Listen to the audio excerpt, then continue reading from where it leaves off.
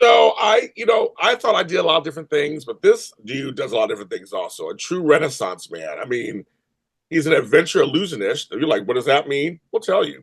Explorer, magician, actor. He's done stunts, produces, acts, writes. He does all kinds of stuff. And he travels the world doing half of the stuff that he likes to do. And we're going to talk to him about all the things he does. He has a show called Culture Shock on Tubi. He has his own show. Here we go, folks. So here on Extra Connections, we're happy to welcome Rich Manley. Hi, Rich. Hey, nice to meet you. I'm glad to be here. Yeah, nice to meet you too, sir. Number one, congratulations on the show. And you got picked up for season 2. Yes, yes, yes. Thank you so much. Yeah, no, it's been definitely a great experience. I mean, traveling to see all these different areas and communities has really been a fantastic experience, especially being able to adventure to them and do what I love, magic. And very fortunate to be able to have a second season. And we're actually leaving June 1st to film in Bolivia. So got that coming up. In Bolivia, that's crazy. Because you were also in Africa, parts of Africa. You were in Yeah, Peru. I saw in Peru. I love the yeah. food. I love the food in Peru. I love Peruvian food. You were there. I mean, it's like you get to. I mean, this is a question I actually really want to ask you. I don't think I've ever asked this of anybody before. We could be up first because magic, sleight of hand, illusion. That is such a unique niche in entertainment. You don't see a lot on television. We have people. We have some folks like David Copperfield and I mean, we can name some people like David Blaine that's done some TV. But did you think, because you were doing magic since you were a kid, that you would have a TV show that involved magic? That's a good question. Not really, because I'd always loved adventure and magic just because my grandfather he did magic and he traveled all over the world. And but really, I always, as a kid, was like, oh, I want to be like Jackie Chan and Bruce Lee. So I thought I was gonna, I would have a show, or I was hoping to have a show, more on the action adventure side of things, and doing martial arts and all that. But over the years, it kind of was something where I went back to my roots, learning my first card trick from my grandfather when I was 10 years old, and just kind of going back to that, seeing how much magic brought people together and how it connected people, and that's really what really pushed me to follow that path. Is that funny how we think we have things that we want to have happen, but life goes, no, you're going to do this instead. But it's still in Yeah, your it's still in your wheelhouse. It's like we're going to do yeah, this. You still do stunts and act, but like it's magic. yeah. And it's really just one of those things where I think, when you're younger, at least when I was younger, I always said, I see myself as this person. But truly, I mean, all these things make up that person. And for me, all these things make up who I am. So whether it's doing, something where I'm traveling and doing magic for different communities and adventuring, I mean, it all goes hand in hand with everything else I'm doing.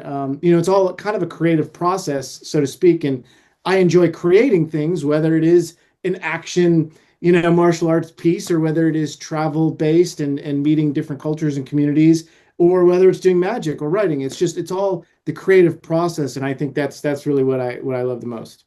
I agree with that also. I do many different things. It's like it's all parts of me.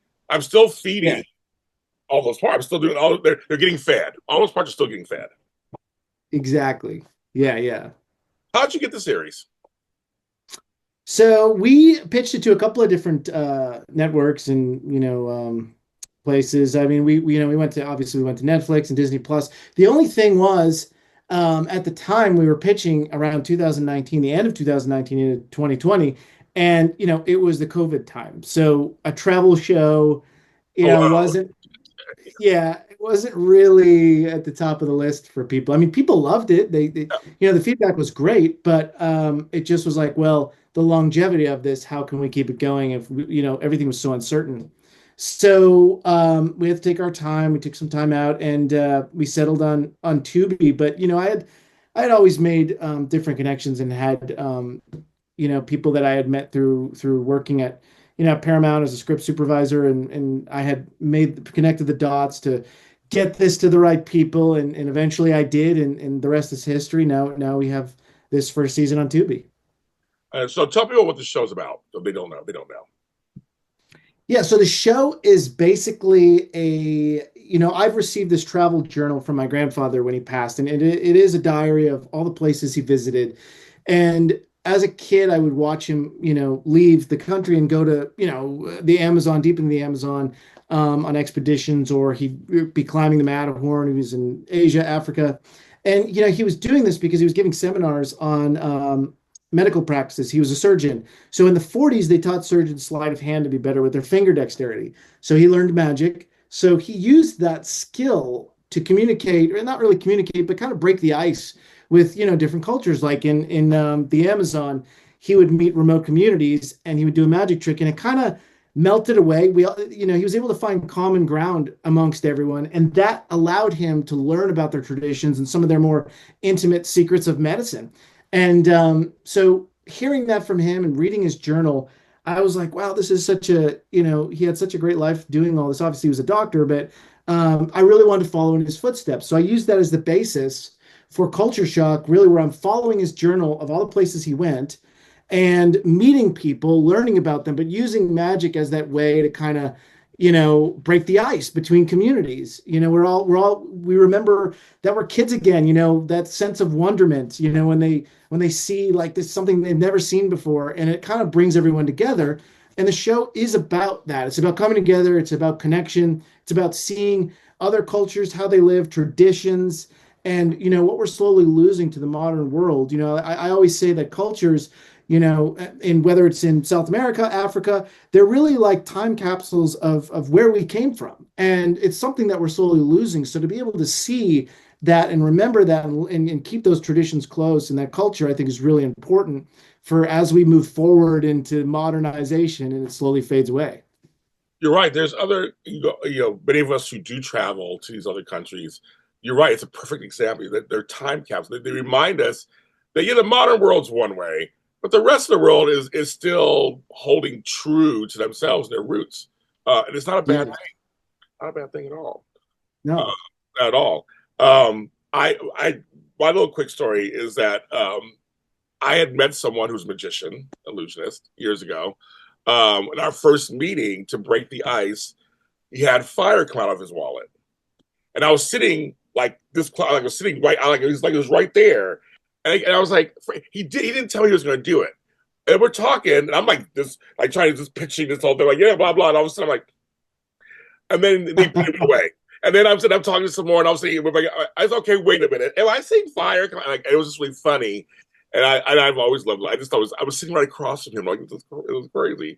But it did break the. I mean, it totally broke the ice, and also we developed a friendship that still lasts today, like this long working relationship, because it's kind of like that's so different than just like meeting up, having a couple of drinks, and say, okay, we're good.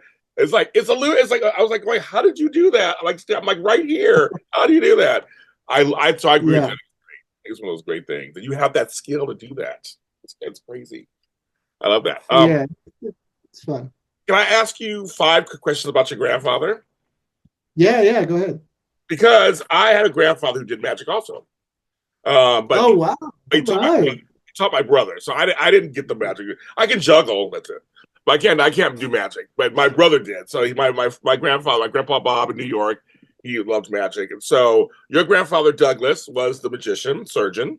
Yes. So these are 5 quick questions because I'm glad we led into this. Because number one, so he introduced you to magic. What was the first card trick that he showed you? Do you remember? Yeah. Oh yeah. The first card trick was a sleight of hand move. It was really difficult. It was a card vanish, so it's basically taking a card in your hands and waving the card in the air and then making it disappear. Oh, yeah. And it's it's not easy to do when you have like you're 10 years old and your hands are very small because it involves hiding the card. And Oh, got it. Okay, okay, yeah, that makes sense, right? Yes. yeah. So, but it was a very knacky move, and you had to like really practice it. And I think, he taught it to me not so much as it was like one of those Mr. Miyagi moments because it's like he taught it to me to see if I had the patience to keep doing it because it wasn't like I was going to perfect it.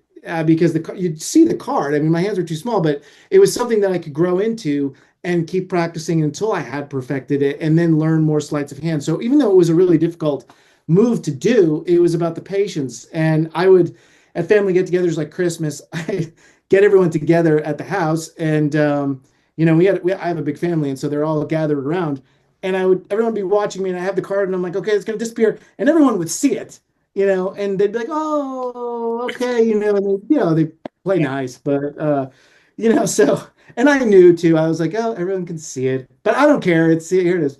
I was young, and but he would pull me aside and he'd say, the important thing is that you're practicing it, and you're sticking with it, and I think that's what he wanted me to do. And also presentation. You're learning presentation. Half of it is the whole Yeah, presentation, right? It's like not just the actual trick; it's the whole engagement and presentation. yeah, very much so. Yeah, yeah, Yeah, that completely. makes sense. Folks at home, I'm not going to do this. I've learned this a long time ago with comedians, or be like, you'll just ask them, do the trick on the spot. I don't do that to people anymore because it can be a strange thing. So watch his show. He does a lot of stuff. But I'm not going to do that to you, Rich. I'm not going to do that to you. Sometimes friends go, don't ask me on the spot. Don't ask me on the spot. Well, some people can do it on the spot. People are like, oh, I'm not ready. I wasn't ready. So I'm not going to do that. Number two, who introduced him to magic? Is that because it was through his work? It was through being a surgeon? Yeah, yeah. So I guess there were certain surgeons in the medical field, or practitioners, that would seek out, or they actually had programs where they would teach them magic or sleight of hand. Really, it was more sleight of hand, so they'd be better with their hand dexterity. And that's really where he learned it and why he learned it, so he'd be better for surgeries. so crazy. What was? Well, I'm guessing. My guess. The journal is probably your most special thing you have of his, isn't it? Yeah, there is that. I mean, Anything there's else? multiple things. He actually left me, which is really cool, because he left me a thesaurus as well, which he wrote a note in, and it was his book that he would, because he was a writer as well. He wrote a lot of publications for Nat Geo back in the day, and other Oh, fly fishing magazines. He liked to do a lot of things too, like myself, I hey, there guess. you go. Your Uh, grandfather's child. Yes, I love it. yeah. And but that was one of his things too, like in these different communities and places, like on the Amazon, he would fly fish, and he wrote a lot of, articles that he'd publish in magazines. And so he had this thesaurus with him, and he gave it to me, I think when I was turning 18, and he knew that I really liked to write. So he wrote a message in there that, I hope this serves you well on your writing endeavors. Love Pare. We called him Pare, which in French means father, but we would call my mother in French, and my father, my grandfather, father in French. But yeah, he left that to me, and that's another really important item to me, just because he knew how much I love to write. And so the journal was more like his experiences. It wasn't like addressed to me, but the fact that he wrote a message in there addressed to me, it just meant a lot. Yeah, my father's side, they're Creole from Louisiana, so I know all the French stuff, Grammy, all this. I know all the French. Yeah, yeah, Yes, I know all that stuff. yeah, yeah. That was my fourth question. What you call him? Actually, what you call him? That's magic. Oh, there you go. That was magic. Answered it. Premonition. I read your mind. Yes, I was going to ask you that. But the last question, actually, and um, what is the best advice he actually told you? I think it really was that, the patience to keep at it. He always said, um, the last thing he did say, and I remember because I wasn't there, and my mom relayed it to me, and it was kind of a, emotional thing, because the last thing he said was about me, really, to my mom, to tell me. And he said, of all the family, Richie, they call me Richie. They're like, he has the biggest heart, which will be his greatest strength and his greatest downfall. So make sure that he's careful and protects it. And I think, I over the years I thought about that, and he knew that I loved to be around people and connect people and do magic for people. And I think there's an innocence to that too, because, coming out here and into Los Angeles, I grew up in Boston, Massachusetts, in the woods, and kind of like a smaller town. And I think coming out here, you want to, like, try to entertain people. You want to, meet new people. And sometimes it's hard when you go to a bigger city because not everyone is friendly, So I think that was the advice that really stuck with me. Yeah, I get it. I have a big heart myself. I mean, I'm a tough guy, but I got big. I'm a big softie. It's one of those things where people. I love people. That's why I do this job. I love. I've been doing this for 20 years. I love doing this. Yeah. But also, people can disappoint you at the same time. So it's that push. It's that mixture of stuff. So what he's saying Yes. is right. It's like you got to protect yourself on some level too. That not everybody's friendly, not everybody's nice, not everybody's going to treat you well, not everybody's looking out for you. It's like that kind of thing. Not saying it's a negative thing, it's a positive thing. To just be careful. Be careful who you hang with. Exactly. Basically. Exactly. Well, Boston. Well, the East Coast is very different than the West Coast, as we know. We even know too. So Yes. Yes. attitude, style, all that stuff. Yeah. What is one Yes. thing about the East Coast that you actually miss? I love the seasons, the changing of the seasons, obviously. I mean, being on in Massachusetts, I mean, you get the foliage. So there's something about the changing of the seasons that, I grew up not just with magic, but I was doing martial arts too. Another thing that I love, and I trained with the Shaolin monks. And there was a time where I was really interested in, I mean, I still is today, where I'm very interested in the philosophy and the Qigong and the meditation. And I think when the seasons change, there is that, and in Shaolin Kung Fu too, they practice different. Either it's more meditative in the winter and it's more aggressive, style of physical fitness during the summer. But your mind, it changes as the seasons change, and your body and your mind and your soul in a way change with the seasons if you're connected with them. And so that's one thing that I miss, is feeling that connection to almost like the natural world when you're seeing that winter come and then fall and spring and summer, and you get all that, not just the beauty but the feeling of all that. I really miss. When I came to the West Coast, uh, it was just kind of a different mentality. I mean, over there anyway, everybody's very straight to the point, blunt. I mean, from Boston, and here it was kind of like you just kind of, there was like this, and Yes. so you got to kind of get used to that. And then the pacing too. I'd always been a very fast paced type of person, and the pacing just a little bit more mellow here. So there's a lot of things I had to adjust to, but now I could say that honestly, I like the West Coast for the fact that I can travel to the mountains, I can travel to the snow when I want it, up to the Sierras, and I can travel to the desert, I can rock climb there. So there's a lot more adventure, but I feel like it feels more like home when I go back to the East Coast. I have to ask you, who waters that plant behind you when you're gone? Oh, this thing? This thing. Uh, This thing. Yes, that that that living creature behind you. Yes. that that would definitely be my girlfriend. I'm not. Okay. Here I am talking about how to be very, Yes, and then you're like that thing back there. Oh, Meanwhile, this plant back here is like, yeah, what about me? yeah. Hello. I'm like, I'm a plant person. I had to ask. I was sitting right behind him. Like, Yeah. I know you travel a lot for. I'm like, so who takes care of the plant? Yes. Like the plant. Like, so, Yes. that's, Yes. You got me. You brought the plant into this. You got his side of the story. I did. Yeah. Look out for the plants. Look out for the plants. Yeah. Yeah. I love it. I see your rock climbing stuff over there too. I see it. I see it over there. Yes. Very good. Yeah. Work Okay, in so progress. here's a question I want to ask because I had a job once where I traveled a lot, and people who don't do that don't realize. I mean, traveling once a year on a trip is one thing. Twice a year on a trip is one thing. Traveling back home is one thing, but you travel for work a lot, can be a lot. So, do you like to travel on your own now? Has it changed your perspective on, or are you just like, I already traveled half this year for work. I don't want to go that far. My trips need to be closer to home. I mean, how's that affected your travel life in real life? I often say, even to my friends, and then they kind of like wrinkle their face, and they kind of, I think they get a little like, "Are you kidding me?" when I say this, but I'm like, I need a vacation. You But do, you do. I know that. but it's I know because it's weird. It's weird for people to say you're like you were just in Peru. Like, no, I was working in Peru. Like you were working, right? You're yeah, working. yeah.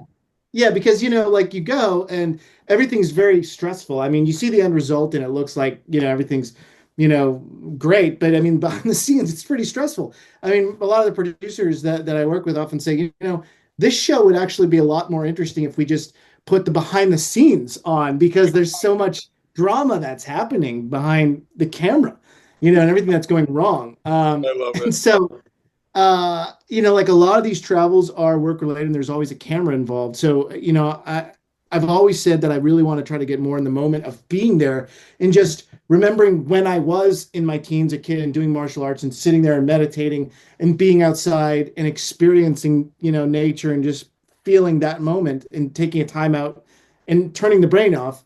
I always say I want to get to do that more, but it's like when I'm out there, there's always a camera involved, there's always a team, there's always people, there's always a deadline, there's a schedule. And so I get home and I end up looking at the photos or the video and I'm like, oh, I was doing that. And it's like I'm watching someone else on camera Right. and I'm like, wow, that was really beautiful. That was a great experience. I have no recollection of it in the moment at all. It's So hard, but no, when you're working, I'm telling people, I'm studying. I used to travel. At one point, it was like every other week. I was going somewhere I had to put on these conferences. And so we try to go see the cities, but a lot of times we were so busy, we see the city when we're running errands for that event. So I wasn't like really, so yeah, here's Connecticut. Okay. I wasn't really taking it in. You're right. You're not taking it in. You want to, but you got yeah, deadlines. There's money on the line. yeah, You got things going on. yeah, Right. exactly. Right. But not also Yeah, you're a producer too. You're a production company, 12th Planet Productions, and you're also an actor and yes. stuff. So so because you have your own kind of production company, then you must also understand any projects that you join in on, right? Yeah. And it's oftentimes like I'm always complaining to myself, really. You can't really complain to anyone else. It's trying to manage time, but it's like, when you're producing something and especially if it's producing something where I'm also actively involved in front of the camera, or even just if I'm producing it and I have to go on the trip, a lot of these things are physically demanding. So, producing takes a lot of time where you're not really, training. So there's like, you got to build time in to do the training. For instance, for Bolivia that we're going to film, we're climbing a 6,000 meter peak. And now, that requires a lot of running, going to elevation, cardio, training, working the legs, the body, making sure you're ready to do that. But at the same time, then it's like, oh, I'm about to go training. Oh, then I've got a phone call. I can't go now. Oh, I've got these emails. Why won't the emails stop? Why won't the phone call They stop? never stop, Rich. They never stop. No, no. So, and then you realize like a half hour, an hour's gone by, and you're like, I don't even know where the time went. At this point, I'm training at 3 in the morning now. Yeah, So but you just again you read my mind to ask you about the training part, how you do that. You just basically had to answer my question. I'm like, he's training, guys, he's reading my mind. I don't know what's going on. I was going to ask him that next. He just did it for me easily.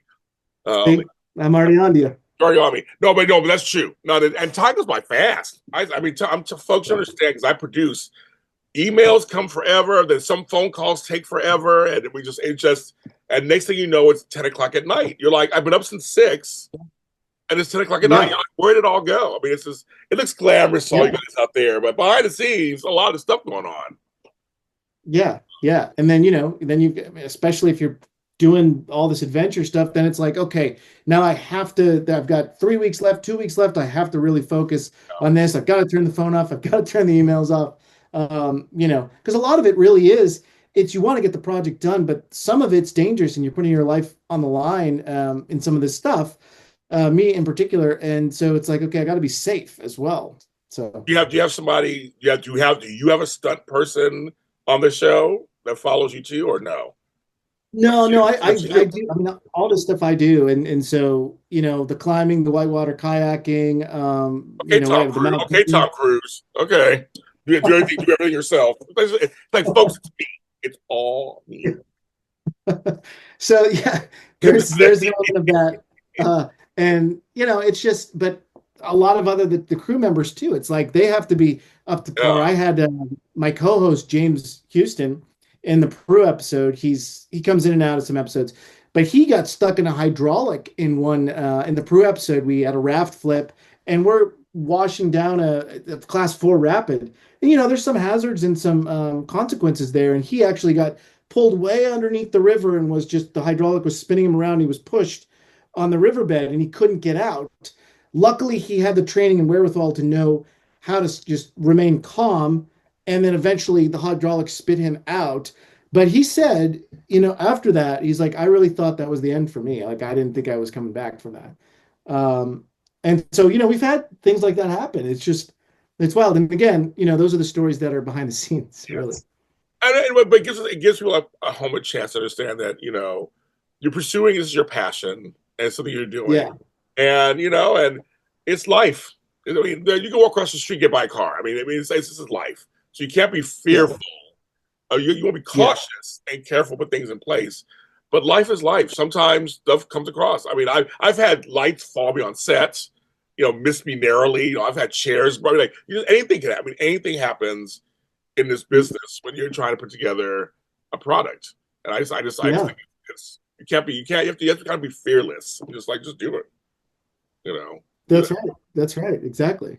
So you performed at the Magic Castle, the famous I have, castle, yes. So for me, I have a yes. membership there and everything. I know some magicians. How was it for you to perform there? It was great. I think the last performance I performed there probably about 6 years ago, but it ended up being, for some reason, I don't know why people like to do this, but they like to just give me too many drinks, and so it ends up being me. And apparently, I get better at magic the more I drink, Hey, and okay, there you go. yeah. So it was, maybe that's why they did it. Maybe they're like, oh, he's good, but he could be great here. Um, you know, but that's the what I really remember about performing at the Magic Castle. There's just a lot of Chardonnay involved, Okay. and it was great. It was a great experience. I performed there a number of times, and I love the experience of doing it there. But yeah, I just remember having a really good time in the alcohol sense, and then the magic just happened. Flowed out of you. Yeah, no, folks, Yeah. people don't know Magic Castle, legendary place in Hollywood. I know many magicians who perform there. I have a lifetime membership there, so I've been going since I was. Well, when I was a kid, you only go on certain holidays. They had holiday brunches like Easter and stuff. You could go, but as an adult, I've been many times. And so, if you ever go to LA, folks, you should go. It's fun. If you like magic, it's kind of it's fun. Fun little evening. Good food, fun evening. Check it out. Check it out. So I guess as we wrap this up, I guess I can talk to you, Fred. You're a great guy. I can talk to you wherever. You have to come back on for your next season. You got to come back on after you get back for next season. I'll be back. Yeah, no, I'm having a good time. Yeah. Because you do so many different things, and I'm the same way, of course. Are you an organized person? Are you a person who just you have your, like you said, days go fast sometimes, days go long, but you are kind of hitting your different marks, right, in your life? And is that because of organization? Yeah, well, I think my organization is kind of this perfect storm of organization. It works for me, but if someone were to look at me or come into my house and look at it, they'd be like, "This guy's like a maniac," because I have things a certain way that I know work for me. I have schedules that I develop that work for me, and obviously I have a master plan. I want to hit these goals that I have. And so I have that through that kind of like backbone of what I want. And then the organization kind of happens. I have tons of notebooks written down, things. My iPhone's, I have this notepad that I just write everything in the notepad. And my girlfriend even said, she's like, why don't you use the actual calendar in there? I'm like, no, it will fill it all up. I need the notepad because the notepad, like there's not enough space in that I calendar understand. thing. I totally understand. I do. Yeah, and so I'm like, I just put it in notes, Me too. Me and too. it works for me. So it's a weird, disorganized, organized way of doing things that works for me. I'm very similar. The Notes app in my iPhone Yeah, been a savior for me. Yes, and like you, I got pads, I got notebooks, I got shit everywhere. I'm always writing stuff down. yeah, it's all over the place. I like to write it down. When I say write, meaning type or write, I have to see it. I'm a visual kind of guy. Write it down. My brain got 10,000 things going on, and I can't just remember it all the time up there. Yeah, there's moments where I just say, I wish I would just not do the producing things, and I just shut up and someone tell me what to do. Just tell me what to do forever, and I'll just do it. Just what do you need me to do? Um, but I guess that's where the acting side comes into play. But even then, I'm just so, I like to be immersive and really into whatever I do. So even when it comes to that, it's like, oh, but I really want something that I can really develop and create. And it's not just, oh, say this, do this, and do that. It's like, well, but there's a side to this that, so that maybe it's the artist mind, so to That was speak. me too. That was me too. I started out as Yeah. an actor, and I was like, "This is not enough. I want to produce. I want to get. I want to be in charge of some stuff." Yeah. I'm the same way. Yeah. Oh, But I exactly. think it's important, especially being an actor, if you know all the different aspects of the film industry, I think it's really an important thing to have that skill, really. Well, and also makes you ahead of the game because it used to be just know one thing and that's it, everybody. Not anymore. This is not no, not anymore. I tell everybody who's doing to the business, know multiple things. And actually, if you can produce and write and act or direct or host, whatever it is, if you're a package, that's easier to get Yeah. stuff done. People will look at you and go, "Oh, I can hire Rich because I know he can do all these different things," and they have to worry. So trying to find, well, can I find somebody who does this, somebody who does that? Like, no, we got him. He can do it. So to me, I think you're smart in the way, and business wise, this is a business, folks. It's very smart of you. I think nowadays they're saying, long if you know more, if you always say back when I was in corporate world, cross training. Like, well, if you know all the departments, you're the most valuable. Yeah. Yeah. Yeah, I That's think very that's true. yeah. So no, you're good. You're good. Rich, thanks for being on the show. They said you're welcome back anytime. You come back. I know you come back from Bolivia. I want to hear those. I want to hear those adventures. I've heard about Bolivia, so I've never been. I've heard about. I don't know. So I'm very curious what your experience is going to be. Oh, well, anytime. I'm sure it's going to be a blast, and I just hope I'm ready for it. It's high altitude up there, so I know because it's higher than what's higher than I know it's higher than Colorado, but is it higher than Peru? Well, the pause, I believe, is starts at 12,000 feet.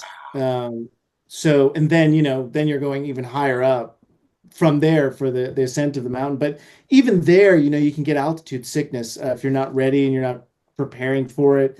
And, we have such a short window to do our ascent of the mountain there, which is just wild. Okay, So wait. it's So wait a minute. I have to ask. Sorry, folks. I have to ask this real quick.